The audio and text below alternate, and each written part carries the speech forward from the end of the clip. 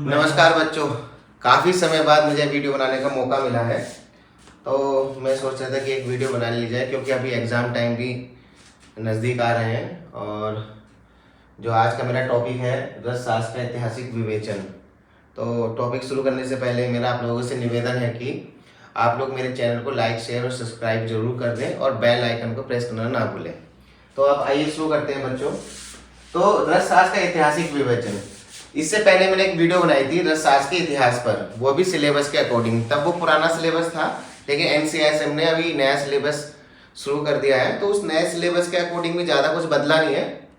तो आप पुरानी जो वीडियो है उसमें देख सकते हैं कि रसशास्त्र के इतिहास में मैंने किस तरह से उसमें पढ़ाया। जैसे कि नागार्जुन, रसशास्त्र का इतिहास में, मतलब रसशास्त्र की उत्पत्ति क्यों हुई, कैसे ये रसशास्त्र लिखी गई है, कौन से ग्रंथ से लिया गया है।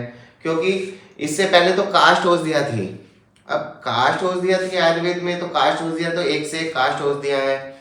हम लोग द्रव्य गुण में देखते हैं, पढ़ते हैं, तो विभिन्न प्रकार की काष्ठ औषधियाँ भारत में पाई जाती हैं और काफ़ी इफेक्टिवली काम भी करती हैं।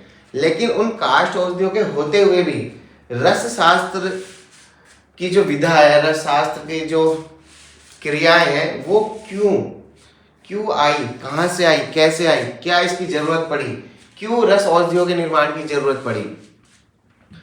काष्ठ औषधियाँ कभी कभी ऐसी प्रॉब्लम आती है, क्योंकि काष्ठ औषधि से जो चूर्ण बनते हैं, क्वाथ बनते हैं, आसव अरिष्ट बनते हैं, तो उसमें कभी कभी स्मेल आती है, वो स्वादिष्ट नहीं होती, कड़वी होती हैं, तिक्त होती हैं, कषाय रस युक्त होती हैं। तो जो बच्चे होते हैं उनको क्या करते हैं, वो खा नहीं पाते हैं उन औषधियों को, क्योंकि उनको वो अरुचि करती है। तो जो अरुचि उत्पन्न करती है, तो उससे क्या होता है कि वो वोमिट होके बाहर निकल जाती है और वो बॉडी में इफेक्टिवली काम नहीं करती है। तो रस औषधियों की जो विशेषता है वो ये है कि वह अरुचि उत्पन्न नहीं करती है, शीघ्रता से काम करती है, काफ़ी इफेक्टिवली काम करती है और गुणों में इसकी वृद्धि हो जाती है। अगर रस औषधियों का निर्माण करते हैं हम लोग, तो गुणों में वृद्धि हो जाती है, पावरफुल हो जाती है, रोगों पर बहुत इफेक्टिवली काम करती है, बहुत जल्दी से काम करती है। जैसे मॉडर्न मेडिसिन में एलोपैथिक दवाइयाँ काम करती है ना बहुत इफेक्टिवली, ऐसे ही हमारे आयुर्वेद में एक तरह से इसको एंटीबायोटिक की तरह ही समझे। तो रस औषधियाँ ना बहुत इफेक्टिवली काम करती है, बहुत पावरफुल होती हैं, क्योंकि इसमें पारद होता है। अब पारद से जो भी औषधियाँ तैयार की जाती हैं, सब तो सर्वप्रथम पारद का शोधन किया जाता है। तो ये सारी प्रक्रियाएं वो आगे मैं जब वीडियो बनाऊंगा तो मैं आपको बता दूंगा। तो फिलहाल हम अभी शुरू करते हैं। जैसे कि रस शास्त्र का ऐतिहासिक विवेचन। तो जो रस शास्त्र जो शब्द ये शब्द आया, ये जो वर्ड है रस शास्त्र, ये जो हम पढ़ रहे हैं, ये कहाँ से आया, कैसे आया। तो ये दो शब्दों से मिलकर बना है, रस और शास्त्र। तो रस का मतलब होता है पारद, इस रस का मतलब होता है पारद। और पारद को जिस शास्त्र में वर्णित किया गया, पारद को जिस शास्त्र में बताया गया है, तो इसलिए इसको शास्त्र वर्ड जोड़ दिया गया है। तो इस तरह से है रस शास्त्र वर्ड आया, शब्द आया। तो अब इसमें होता क्या है, जो रस शास्त्रीय ग्रंथ है, रस शास्त्रीय ग्रंथ का मतलब जैसे कि रस रत्न समुच्चय, रस तरंगिनी, आनंद कंद, इस तरह से बहुत सारे रस शास्त्रीय ग्रंथ हैं। उन रस शास्त्रीय ग्रंथों में इस रस का मतलब, इस रस का जो मतलब है, इस रस का मतलब होता है पारद से, पारे से। अब पारा, आप लोग सोचेंगे पारा, पारद, मर्क्यूरी, इससे औषधि कैसे बनती है। ये तो एक तरह से विष का काम करती है शरीर में जाने के बाद में। तो पहले हम सर्वप्रथम पारद का शोधन करते हैं। और जैसे कि बच्चा होता है, बच्चों के संस्कार होते हैं, बच्चों में कितने प्रकार के संस्कार करते हैं, तब बच्चे की जो इम्यूनिटी पावर होती है वो बढ़ती है।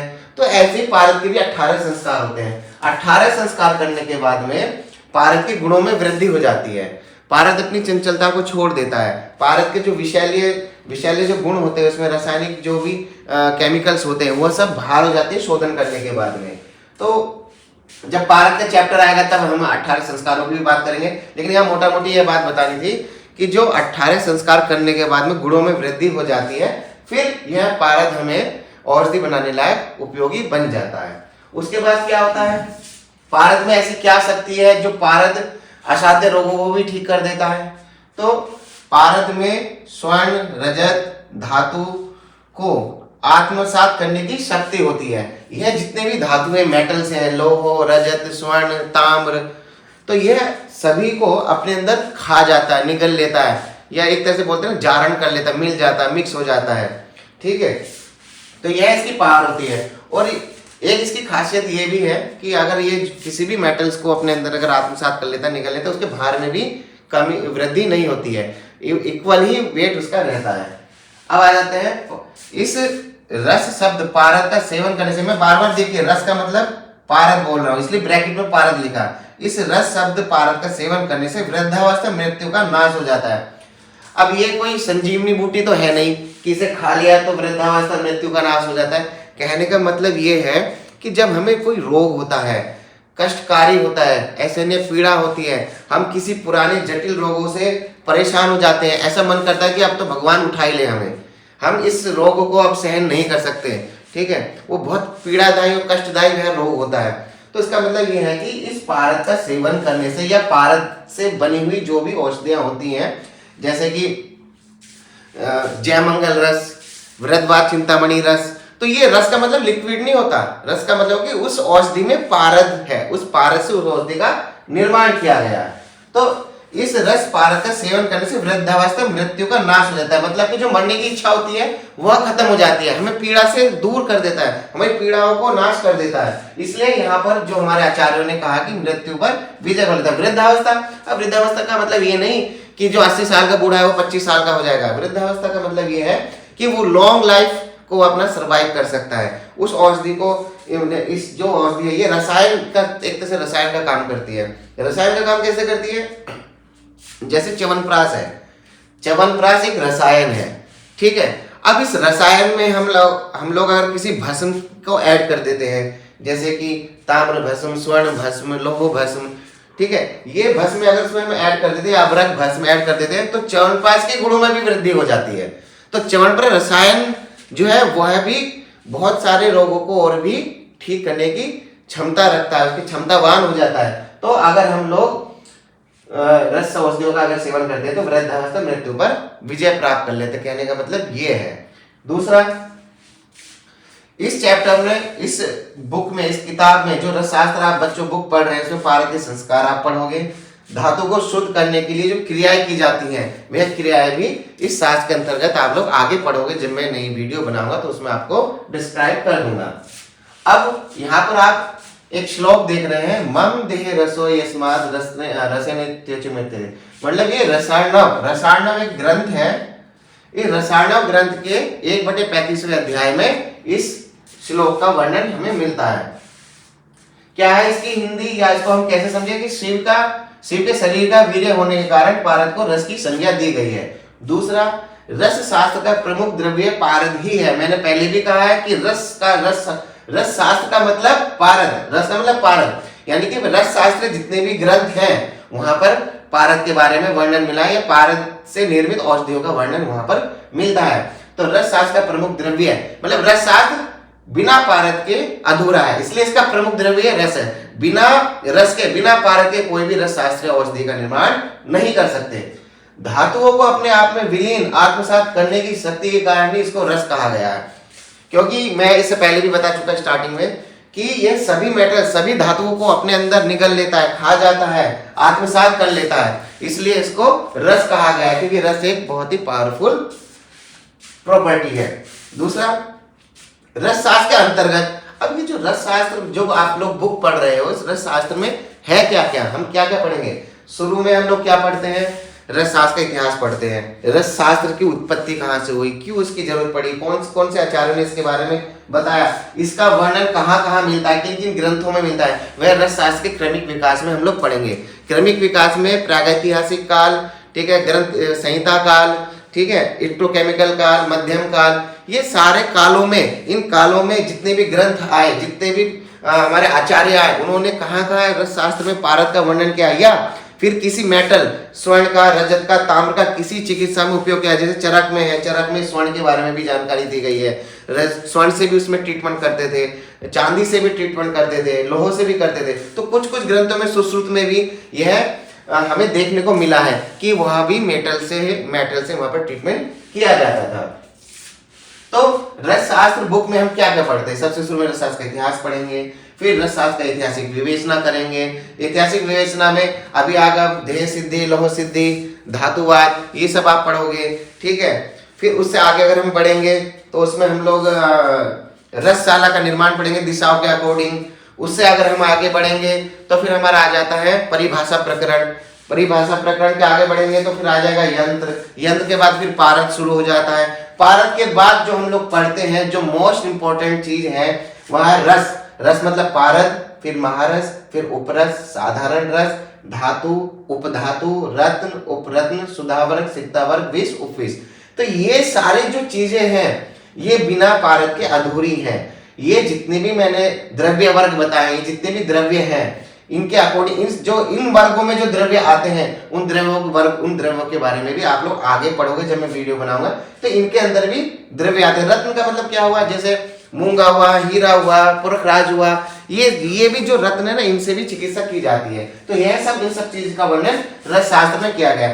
तो ऐसे रस, महारस, उपरस, ये एक तरह से वर्ग बना दिए गए। एक एक औषधि, इनके अंदर 7 प्रकार की औषधि है, इसमें 8 प्रकार की औषधि, उनके एक वर्ग बना दिए गए हैं। तो इन वर्गों के बारे में आप लोग आगे पढ़ोगे, ठीक है। तो यह सारी चीजें हैं जो आप लोग कंठस्थ कर सकते हो आराम से। और ये मोटे मोटे मैंने पैराग्राफ लिए हैं। आप जब इसको अच्छे से समझ लोगे तो ब्रीफली आप इसको आराम से लिख सकते हो, ठीक है। तो बच्चों अब इस टॉपिक में निरुक्ति आती है। निरुक्ति मतलब रस शब्द की निरुक्ति। जैसे कि रस शास्त्र की परिभाषा क्या होती है, रस शब्द की निरुक्ति क्या होती है। तो रस शास्त्र की परिभाषा और रस शब्द की निरुक्ति में कोई अंतर नहीं होता। निरुक्ति मतलब ही परिभाषा होती है, क्या उसका मोटिव है, क्यों उस शब्द को हम पढ़ते हैं, उसकी क्या महत्वता है, उसका मतलब वही निरुक्ति ही होती है। जो कि मैं पहले भी आप लोगों को बता चुका हूं कि पारद सभी धातुओं को खा लेता है। तो मैंने पहले ही बताया था कि जितने भी मेटल्स हैं, जितने भी हमारे जो जमीन से हम लोगों को जो मेटल्स प्राप्त होते हैं, जैसे स्वर्ण, रजत, ताम्र, लौह, तो उन लोगों को वो अपने अंदर आत्मसात कर लेता है, खा लेता है। तो उसका एक श्लोक भी है, रसनाथ सर्व धातु नाम रस इत्यादि धीयते। तो इसका अर्थ ये हुआ कि पारद सभी धातुओं को खा लेता है, इसलिए इसे रस कहते हैं। अब आगे बढ़ने से पहले मैं बता देता हूँ रस रस रस। अब जो नए बच्चे हैं, जिन्होंने जो न्यूली सेकंड ईयर में आए हैं, फर्स्ट ईयर क्लियर करके, उन लोगों को ये लगता है रस मतलब लिक्विड, लेकिन लिक्विड नहीं है रस मतलब पारद। यहाँ पे पारद से मतलब आयुर्वेद में जिस भी औषधि के पीछे रस वर्ड लगा है, इसका मतलब समझिए कि वह रस शास्त्रीय ग्रंथों के आधार पर उस औषधि का निर्माण किया गया है और उसमें पारद है। इसके अलग द्रव्य गुण हुआ या कोई और भी शास्त्र हुआ, जितने भी आयुर्वेद में शास्त्र है और किताबें हैं, बुक्स हैं जो आप लोग पढ़ते हो, उसमें रस का मतलब लिक्विड से होता है, रस का मतलब सत्व से होता है, उस तरह से, ठीक है। और यहाँ पर रस शास्त्रीय ग्रंथों में रस का मतलब पारद से होता है। तो जैसे कि हम लोग स्वरस निकालते हैं, तुलसी स्वरस या इच्छू का रस, तो ये लिक्विड है, इसका मतलब ये मतलब एक तरह से तरल औषधि है, लेकिन यहाँ रस का मतलब पारदी है, पारद से निर्मित औषधि। अब आगे बढ़ते हैं। रसति भक्ष्यति सर्वान लोहात इति, ये लोहात नहीं, लोहान है, इति रस। तो स्वर्ण आदि सभी लोहों को अपने में विलीन करने के कारण इसको पारद कहते हैं। तो बार बार ये चीज क्यों आ रही है कि पारद सभी धातुओं को अपने अंदर आत्मसात कर लेता है। कहने का मतलब ये है कि इतनी पावरफुल मेडिसिन इस रस को, इस पारद को मिलाने से बनती है कि वह चिरकाल तक निरोगी काया उसकी रहती है। वृद्धावस्था पे वह मृत्यु पे विजय प्राप्त कर लेता है। विजय प्राप्त मतलब वह अगर उसकी जो हमारी अभी औसतन एज है वो 50 से 60 साल या 70 साल है, लेकिन वह बढ़ करके 80-90 साल 100 साल तक भी चली जाती है। अगर वह आयुर्वेद की दिनचर्या, ऋतुचर्या का अच्छे से पालन करे और रस औषधियों का सेवन करता रहे, रसायन द्रव्यों का सेवन करता रहे, तो वह 100+ भी जीवित रह सकता है। इसका मतलब यह है कि हमारी अगर मृत्यु 60-70 साल में जो एवरेज एज है हमारी, उसमें हमारी अगर मृत्यु हो जाती है तो वह बढ़ जाती है 40-50 साल और। इसका मतलब है मृत्यु पर विजय प्राप्त कर चुका है, उसकी जो एक लिमिट होती है वह इसको क्रॉस कर चुका है। तो इतनी पावर इस रस औषधियों में होती है। अब रस औषधियों की महत्वता तो मैंने ऐसी ओरली बता दी है, आप लोग यहाँ पर देख भी लीजिए। रस औषधि की विशेषता, क्या विशेषता होती है मैं पहले भी बता चुका हूं। स्वल्पा ही मात्रा विपुला गुणश्च सदो ही तदीपन पाचनस्य। तो इसका मतलब यह है कि जिनकी मात्रा अल्प हो और जो बहुत ही गुणों को प्रदान करने वाली हो तथा शीघ्रता से जिसका दीपन पाचन हो जाए वह औषधि श्रेष्ठ है। कहने का मतलब यह है दीपन पाचन हो जाने का मतलब, इसको मैं थोड़ा सा मॉडर्न में बता देता हूँ, मेटाबोलाइज हो जाए, बॉडी में जाते ही तुरंत मेटाबोलाइज हो जाए और वह शीघ्रता से रोग को शांत कर दे। ठीक है, अल्प मात्रा में उपयोग, क्योंकि क्या होता है कि जो हम लोग काष्ठ औषधियों से निर्मित जैसे चूर्ण हुआ, आशा वरिष्ठ हुए, इसको हमें ना बहुत अधिक मात्रा में सेवन करना पड़ता है। कि जैसे कि एवरेज एडल्ट की जो डोज होती है आशा वरिष्ठ की वो 15 ml से 20 ml तक भी जाती है और अकॉर्डिंग टू बॉडी, ठीक है, उसके अकॉर्डिंग उसकी मात्रा को हम घटा बढ़ा कर लेते हैं। लेकिन अब इतनी मात्रा में औषधि चूर्ण का सेवन करते करते जो पेशेंट है वह भी मतलब चिड़चिड़ा सा हो जाता है, परेशान हो जाता है। तो वहां पर क्या करते हैं कि अगर किरच साध्य रोग है, साध्य रोग है, वहां पर रस औषधियों का हम लोग प्रयोग करते हैं तो वह अल्प मात्रा में भी बहुत अच्छा उपयोगी या लाभदायक होती है। फिर अरुचि उत्पन्न ना करना, इसमें कोई अरुचि उत्पन्न नहीं होती, ना ही कड़वी लगती है ना ही मीठी लगती है, नॉर्मली इसका टेस्ट होता है। तो इसको सेवन करने से भी पेशेंट लॉन्ग टर्म तक भी इसका यूज कर सकता है। ठीक है, शीघ्र आरोग्य लाभ पहुंचाता है, जल्दी से सेवन करने से जल्दी रोग ठीक होने लगते हैं, चिरकाल तक सुरक्षित रहना, यानी कि चिरकाल तक इन फ्यूचर हमारी इम्यूनिटी बढ़ जाती है। ठीक है, रसायन द्रव्यों को सेवन करने से, रस औषधियों को सेवन करने से वह चिरकाल तक निरोगी उसकी काया बनी रहती है। फिर यहाँ पर एक मैंने इधर लाइन ऐड कर दी है, असाध्य जटिल रोगों में भी सद लाभ पहुंचाना, शीघ्रता से लाभ पहुंचाना, परफेक्टली लाभ पहुंचाना। ठीक है, यह है इसका मुख्य जो इसकी जो विशेषता है। तो बच्चों यहाँ पर यह टॉपिक समाप्त होता है, रस शास्त्र का ऐतिहासिक विवेचन। अगली वीडियो में यंत्रों पर लेके आने वाला हूँ, तो उसको देखने से पहले आप लोग मेरे चैनल को लाइक शेयर और सब्सक्राइब जरूर करें। अगर आप पेड क्लास लेना चाहते हैं या फिर किसी टॉपिक पर आप लोग मुझसे डिस्कस करना चाहते हैं तो मैं नीचे कैप्शन में अपना नंबर डाल दूंगा, आप वहां से नंबर पर व्हाट्सएप करके आप लोग जानकारी प्राप्त कर सकते हैं।